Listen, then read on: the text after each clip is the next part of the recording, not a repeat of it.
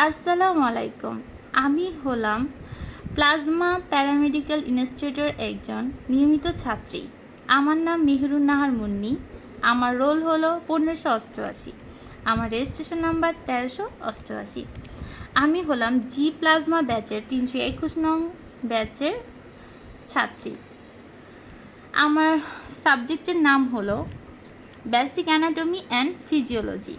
প্রথমে আমি আমাদের শ্রদ্ধেয় স্যার এস অরুণ গোজন স্যারকে আন্তরিকভাবে শুভেচ্ছা জানাই, কারণ স্যার আমাদেরকে প্রথম সেমিস্টারের পড়াগুলো খুব সুন্দরভাবে বুঝিয়েছেন।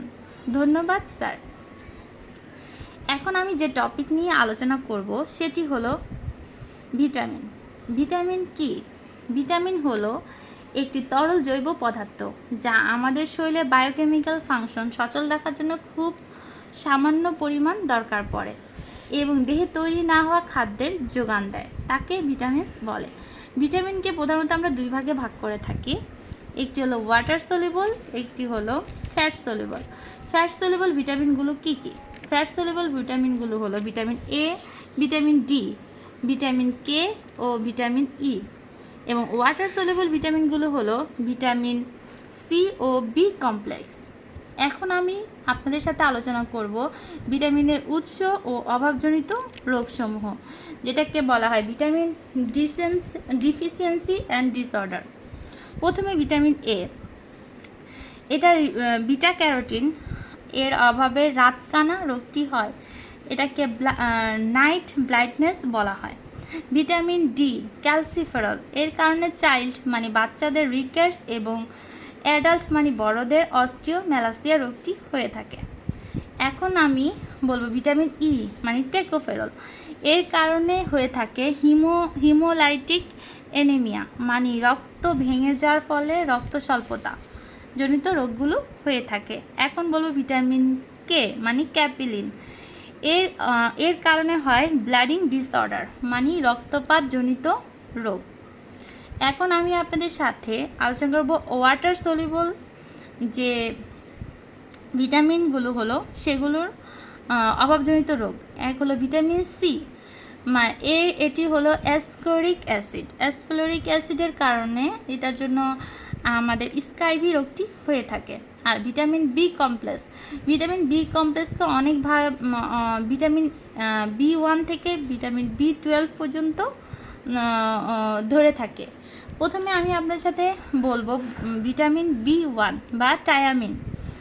টায়ামিন এর অভাবে বেরি রোগটি হয়ে থাকে। বেরি মানে মুখে ঘা বুঝায়। তারপর ভিটামিন বি12, এটা হলো রিবোফ্লাভিনের কারণেও আমাদের অ্যাঙ্গুলার ও সোমোটাইটিস মানে ঘা হয়ে থাকে, মুখে ঘা বোঝায়। তারপরে হলো ভিটামিন বি3 নিয়াসিন, এর কারণে হয়ে থাকে পেলাগ্রা ও ডায়রিয়া, এই রোগটি হয়ে থাকে। এখন বলবো ভিটামিন বি5 প্যান্থোমেটিক অ্যাসিড, ভিটামিন বি6 পেরিডক্সিন ও ভিটামিন বি7 বায়োটিন। এই তিনটি ভিটামিন জনিত রোগটি হলো ডার্মাটাইটিস। ডার্মাটাইটিস হলো স্কিন ডিজিজ জাতীয় রোগ। এই তিনটি ভিটামিনের কারণেই অভাবেই স্কিন ডিজিজের রোগটি হয়ে থাকে। এখন আমি বলবো ভিটামিন বি12, এর নাম হলো সায়ানোকোবোলায়ানিন। এর কারণে হয়ে থাকে নেউরোপ্যাথিক পেন মানে জ্বালাপোড়া। আমাদের শরীরের জ্বালাপোড়াজনিত সমস্যাটি হয়ে থাকে এর কারণে, এর অভাবে। এখন ভিটামিন বি9 মানে ফলিক অ্যাসিড বোঝায়। এর অভাবে আমাদের শরীরে আয়রনের ঘাটতি হয়ে থাকে।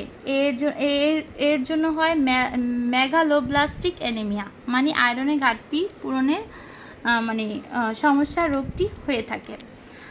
তো ধন্যবাদ। আসসালামু আলাইকুম। আমি এখানেই আমার আলোচনাটি শেষ করছি। ধন্যবাদ।